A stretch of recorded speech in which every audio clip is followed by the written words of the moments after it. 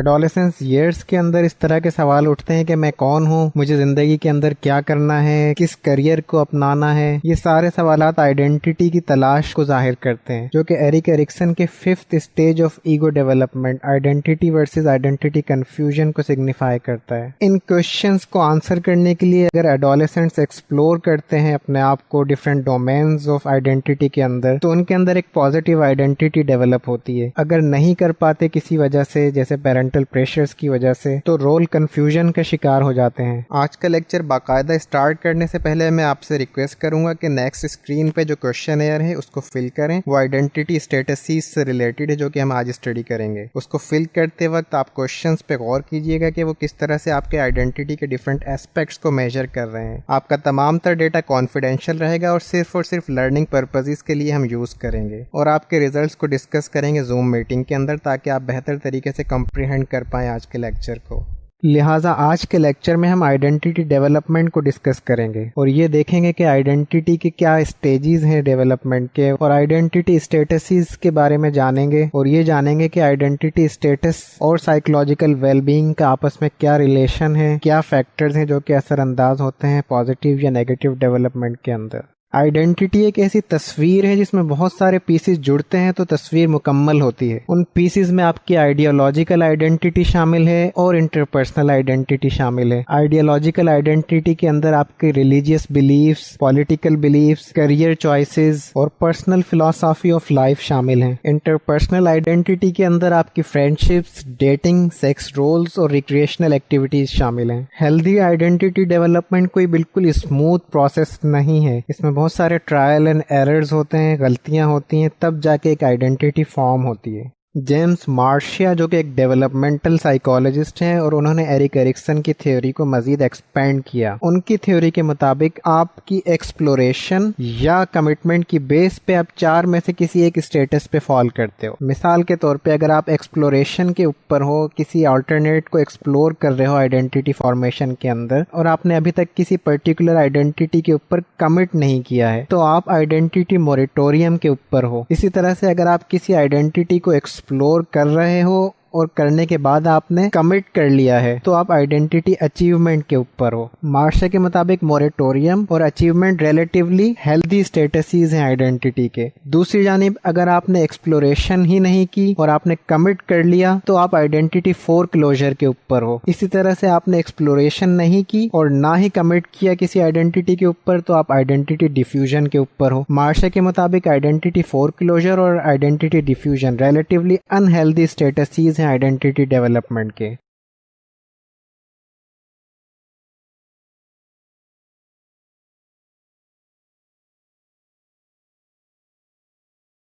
مارشا کے مطابق identity achievement کا اسٹیٹس اچیو کرنے کے لیے پیرنٹل سپورٹ ایک انتہائی اہم فیکٹر ہے. اس کے علاوہ پچھلے اسٹیٹس میں جس میں انڈسٹری ورسز انفیریورٹی شامل ہے، اس کے اندر انڈسٹری کا اسٹیٹس اچیو کیا ہوا ہو اور سیلف ریفلیکٹیو اسٹانس ہونا چاہیے آپ کا اپنے بارے میں. مثال کے طور پہ آپ جو بھی اسٹرگلز کر رہے ہو، ٹرائل اینڈ ایرر کر رہے ہو، اگر آپ کے پاس ریفلیکٹ کرنے کی ایبلٹیز ہیں تو آپ ان سے لرن کر پاؤ گے اور اچیومنٹ کی طرف جا پاؤ گے. لیکن اگر آپ ریفلیکٹ کرنے کی کیپیبلٹی نہیں رکھتے تو آپ اپنی مسٹیک سے لرن نہیں کرو گے اور اچیومنٹ کی طرف نہیں جا پاؤ گے.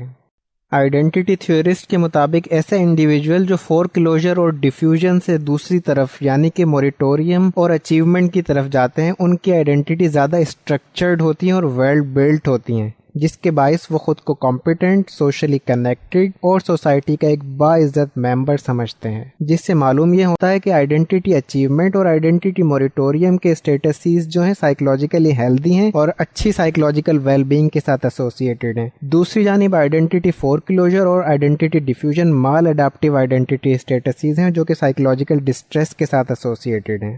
وہ ایڈولسنٹس جو کہ موریٹوریم اسٹیٹس کے اندر ہوتے ہیں، وہ اینکشیس تو ہوتے ہیں اور اسٹرگل کر رہے ہوتے ہیں، لیکن ان کا ایک ایکٹیو اورینٹیشن ہوتی ہے لائف کی طرف. وہ چیلنجز کو ایز این اپرچونٹیز دیکھتے ہیں اور ان کو اوور کم کرتے ہیں اور کریٹیکلی انالائز کرتے ہیں اپنی لائف سچویشنز کو. یہی وجہ ہے کہ اگر آپ آئیڈینٹی اچیوڈ انڈیویجولز کی لائف اسٹوریز کے بارے میں سنیں تو وہ اسٹرگل سے بھری ہوئی ہوتی ہیں، لیکن جو ایک بات منفرد ہوتی ہے ان میں وہ یہ ہوتی ہے کہ وہ لائف کے چیلنجز کو اوور کم کر کے اچیومنٹ کی طرف طرف آ رہے ہوتے ہیں. آن دا ادر ہینڈ ایسے انڈیویجول جو کہ ڈیفیوژن یا فور کلوجر کے اسٹیٹس کے اوپر ہوتے ہیں وہ پیسیو ہوتے ہیں اور ایڈجسٹمنٹ ڈیفیکلٹیز کا سامنا رہتا ہے. ان انڈیویجولس کا کوگنیٹو اسٹائل ڈاگمیٹک ہوتا ہے, انفلیکسیبل ہوتا ہے, جس کا یہ مطلب ہے کہ وہ ریجڈ ہوتے ہیں اور اپنے بلیفس جو کہ ان کو فارم کر چکے ہوتے ہیں اور اس کے خلاف کوئی انفارمیشن کو ایکسپٹ نہیں کرتے, اور وہ انٹرنلائز کرتے ہیں پیرنٹس کی اور سوسائٹی کی ویلیوز کو, اور کوئی کوشچن کیے بغیر ان کو ایکسپٹ کر لیتے ہیں. ان انڈیویجولس کو ریجیکشن کا فیئر ہوتا ہے اپنے پیرنٹس سے اور اپنے ارد گرد کے لوگوں سے. ان میں سے کچھ ٹین ایجر جن کو اپنی فیملی سے ریجیکشن کا سامنا کرنا پڑتا ہے وہ کلٹس کو جوائن کر لیتے ہیں, جیسے ٹیررسٹ گروپس کو جوائن کر لیتے ہیں اور انہیلدی لائف اسٹائل چوز کر لیتے ہیں وداؤٹ کوشچننگ. ایسے ٹین ایجر جو کہ لانگ ٹرم ڈیفیوژن کا شکار ہوتے ہیں, یہ سب سے لیسٹ میچور ڈیولپمنٹ کا اسٹیج ہوتا ہے. ان کا کوگنیٹو اسٹائل ڈیفیوز اوائیڈنٹ ہوتا ہے, جس کا یہ مطلب ہوتا ہے کہ وہ پرابلمس کو ڈیل کرنے سے اوائڈ کرتے ہیں اور سچویشنز کو اپنے اوپر کنٹرول کرنے دیتے ہیں,